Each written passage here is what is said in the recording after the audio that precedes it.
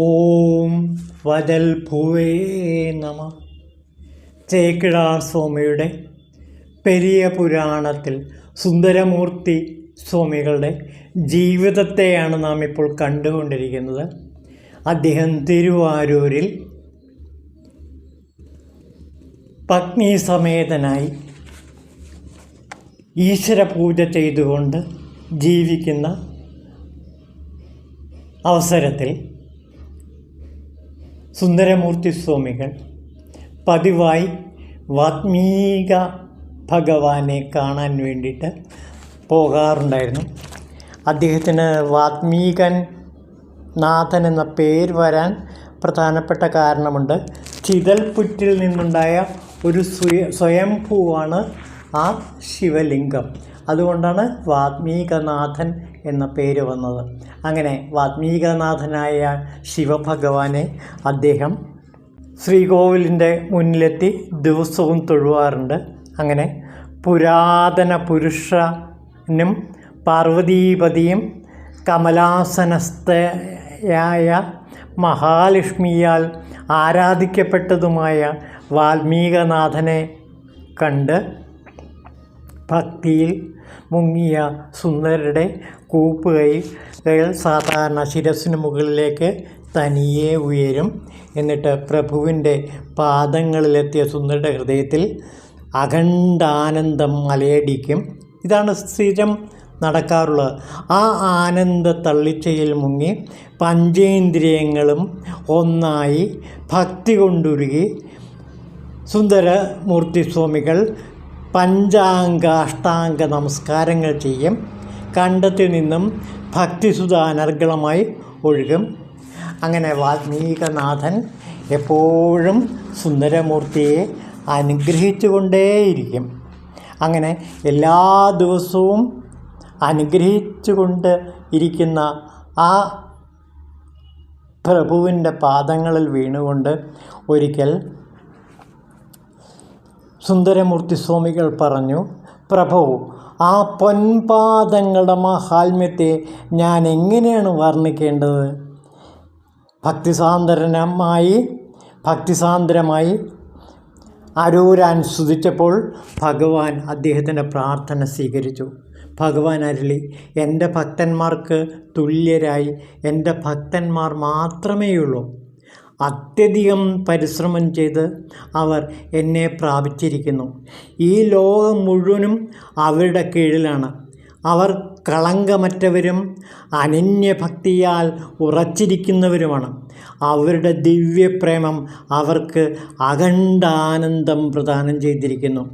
അവർ ദ്വൈതമല്ലാത്തവരാണ്. നീയും അവരോടൊത്തു ചേരും. ഭഗവാന്റെ അരുളപ്പാട് കേട്ട് സുന്ദരൻ പ്രണമിച്ചുകൊണ്ട് പറഞ്ഞു, ഇപ്പോഴാണ് ഞാൻ ശരിയായ മാർഗം മനസ്സിലാക്കുന്നത്. അപ്പോൾ ഭഗവാൻ ആദേശിച്ചു, എന്നെ സ്തുതിക്കുന്നതിനേക്കാൾ അധികം എൻ്റെ ഭക്തന്മാരെ സ്തുതിക്കുന്നത് കേൾക്കാനാണ് ഞാൻ ഇഷ്ടപ്പെടുന്നത്. ഞാനും എൻ്റെ ഭക്തന്മാരും അഭിന്നരാണ്. അതുകൊണ്ട് ഭക്തന്മാരെ ഭക്ത്യാദരവുകളോടെ വണങ്ങുക. അവരുടെ കൃപ കൊണ്ട് അവരെ സ്തുതിച്ച് മധുരമായ ഗീതങ്ങൾ പാടുക. അതായിരിക്കട്ടെ അവർക്ക് നീ അണിയിക്കുന്ന പുഷ്പഹാരം എന്ന് ഭഗവാൻ പറഞ്ഞു. ഇത് കേട്ട് സുന്ദരർ പറയുകയാണ്, ഞാൻ അവരെ അറിയുകയില്ല. മാത്രമല്ല, ഞാൻ ആരാണ് അവരുടെ മഹിമയെ വർണ്ണിക്കാൻ? ഭഗവാനെ, അങ്ങ് തന്നെ ഈ സേവ ചെയ്യാൻ എന്നെ പഠിപ്പിക്കണം. മന്ദസ്മിതത്തോടെ പർവ്വതപുത്രിയുടെ പതിയായ ഭഗവാന്റെ പണ്ട് വേദങ്ങളൊഴുകിയ പവിത്ര അധരങ്ങളിൽ നിന്നും ഈ വാക്കുകൾ പുറപ്പെട്ടു. ശരി, ഇതാകട്ടെ നിൻ്റെ ഗാനത്തിൻ്റെ ആദ്യത്തെ വരി. തില്ലൈവാൾ അന്തണർദ്ധം അടിയാർക്കും അടിയേൻ. ചിദംബരത്ത് വാഴുന്ന ധന്യന്മാരായ ബ്രാഹ്മണന്മാരുടെ ദാസൻ്റെ ദാസനാണ് ഞാൻ എന്ന് നീ എഴുതി തുടങ്ങിക്കോളൂ.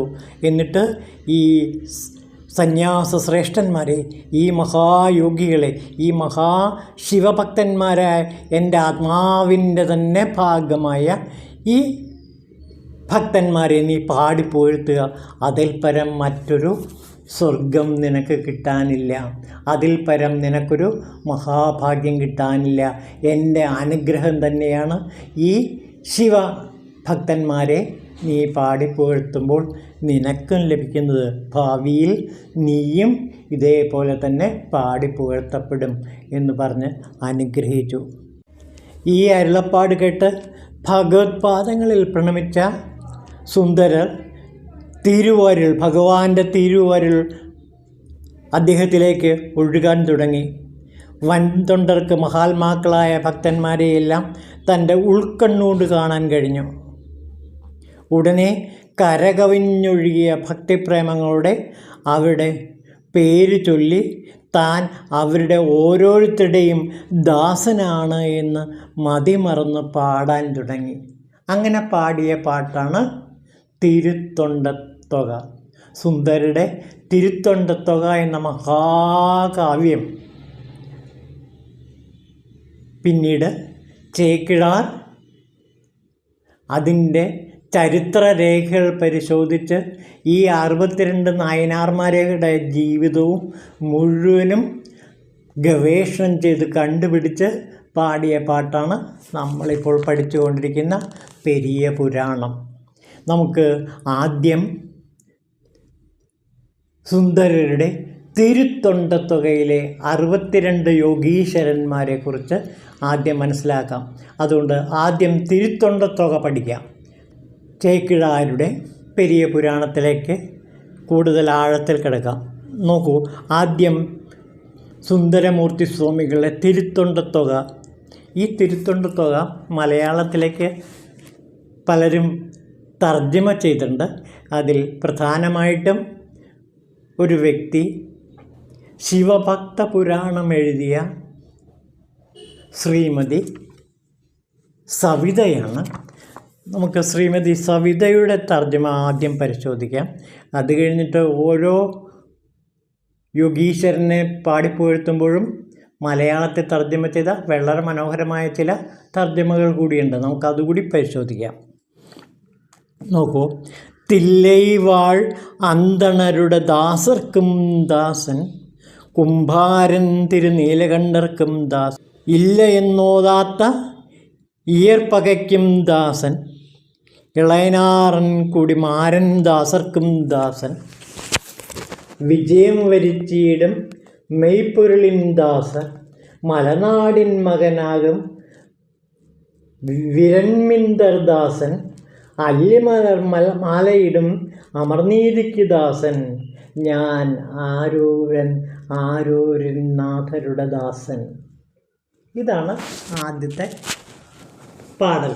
അപ്പോൾ ഈ പാടലിലൂടെ സുന്ദരമൂർത്തി സ്വാമികൾ ഏതാനും ശിവയോഗിമാരുടെ പേര് പറഞ്ഞിട്ട് അവരുടെ എല്ലാം ദാസന്മാരിൽ വച്ച് ദാസനാണെന്ന് പറയുന്നു. ഇനി തുടർന്ന് പറയുകയാണ്, പരശു കയ്യിലേന്തും എരിവത്തർക്ക് ദാസൻ, ഏനാധിനാരുടെ ദാസർക്കും ദാസൻ, കലകളറിയും തന്നിനാം കണ്ണപ്പർക്ക് ദാസൻ, കടവൂരിലെ കലയരുടെ ദാസർക്കും ദാസൻ, ശക്തനാം ദാനശീലൻ മാനക്കഞ്ചാരൻ, കുറ്റമറ്റ വാർത്തയാൻ ദാസർക്കും ദാസൻ, അലേടിക്കും മംഗലത്തെ ആനയാർ ദാസൻ, ഞാൻ ആരൂരാൻ ആരൂരിൻ്റെ നാഥരുടെ ദാസൻ. 3 കൊണ്ട് നാടുവാണ മൂർത്തിക്കും ദാസൻ, മുരുകനും ശ്രീരുദ്ര പശുപതിക്കും ദാസൻ, പുണ്യനാം തിരുനാളെപ്പോവാർക്കും ദാസൻ, തിരുക്കുറിപ്പ് തൊണ്ടരുടെ ദാസർക്കും ദാസൻ, കോപിച്ച് ദേവപൂജ മുടക്കിയ തൻ താതൻ്റെ പാദങ്ങൾ മഴുവെറിഞ്ഞ് ഛേദിച്ച ബാലനാം ഭഗവത്പാദ ഭക്തൻ ചണ്ഡീശ്വരർക്കും ദാസൻ, ഞാൻ ആരൂരാൻ ആരൂരിൻ നാഥരുടെ ദാസൻ. അനശ്വരനാം ഭഗവാനെ അവലംബമാക്കിയ തിരുനാവുക്കരശരുടെ ദാസർക്കും ദാസൻ, ശ്രേഷ്ഠനാം കുലച്ചിറയർ ദാസർക്കും ദാസൻ, മിളൈ നാടിൻ കുറുമ്പർക്കും പേയാർക്കും ദാസൻ, അതുല്യനാം അപ്പൂതിദാസർക്കും ദാസൻ, ശാസ്ത്രമംഗല ദേശത്തെ നീലനക്കർ ദാസൻ, അനുപമനാം നമിനാന്തി ദാസർക്കും ദാസൻ, ഞാൻ ആരൂരാൻ ആരൂരിൻ നാഥരുടെ ദാസൻ. കരിവണ്ട് തേനുണ്ണും കൊന്നമലർ ചൂടും ഭഗവാന്റെ അടീണ അല്ലാതൊന്നും അറിയാ എൻ തമ്പുരാൻ സംബന്ധൻ ദാസർക്കും ദാസൻ. തിരുஞான സംബന്ധരുടെ ദാസൻ്റെ ദാസൻ. അപ്പോൾ അപ്പരെക്കുറിച്ച് പറഞ്ഞു, തിരുஞான സംബന്ധർക്കും ദാസരിൽ വെച്ച് ദാസൻ. ഏയർകോൻ കലികാമൻ ദാസർക്കും ദാസൻ, നമ്മൾ തമ്പ്രാൻ തിരുമൂലർ ദാസർക്കും ദാസൻ. നേത്രമെഴുന്തിണ്ടിക്കും മൂർഖർക്കും ദാസൻ, അമ്പരിലെ സോമാതിമാരർക്കും ദാസൻ, ഞാൻ ആരൂരൻ ആരൂരിൻ നാഥരുടെ ദാസൻ. പാതിമൈ പാർവതിക്ക് പകുത്തവൻ്റെ കഴലിണ മറന്നിടാതെ കല്ലെറിഞ്ഞ ശാക്കിയാർക്കും ദാസൻ, പേരുകേട്ട ദാനശീലൻ ചിറപ്പുലിക്കും ദാസൻ, ചെങ്കോട്ടംകുടിയിലെ ചിരുത്തൊണ്ടർ ദാസൻ.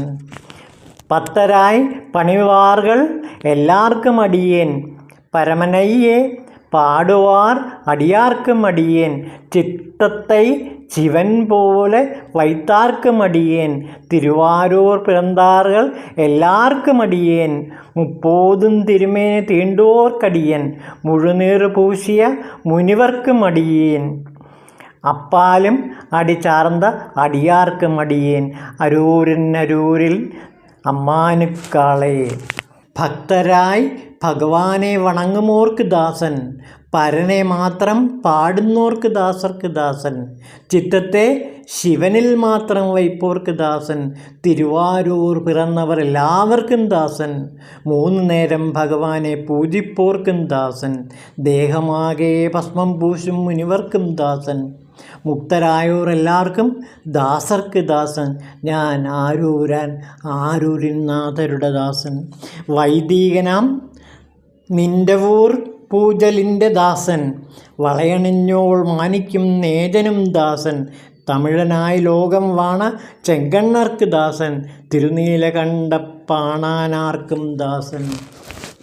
ഹരൻപാദം പ്രാപിച്ച ചടയനിജൈ ജ്ഞാനികേതൻ പ്രിയപുത്രൻ ആരൂരാൻ, തിരുനാവലൂർ രാജാ ഞാൻ അടിമയായി പാടിയത് ആനന്ദത്തോടെ കേൾപ്പോർ ആരൂരിലെ ഭഗവാനുടെ ഭക്തന്മാരായിടും. ഇങ്ങനെ ഭഗവാൻ ചൊല്ലിയ വരിയിൽ നിന്ന് തുടങ്ങിയ ഈ പാട്ടുകൾ പിന്നീട് തിരുത്തൊണ്ടത്തൊക എന്ന പേരിൽ അറിയപ്പെടാൻ തുടങ്ങി. തിരുവരുൾ കൊണ്ടൊഴുകിയ ഈ സ്തുതിഗീതം ജഗതുദ്ധാരകം മാത്രമല്ല ഭഗവതർപ്പണം കൂടിയാണ്.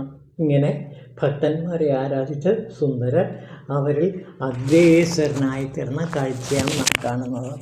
അപ്പോൾ ഈ തിരുത്തൊണ്ടത്തൊകയിലെ ഓരോ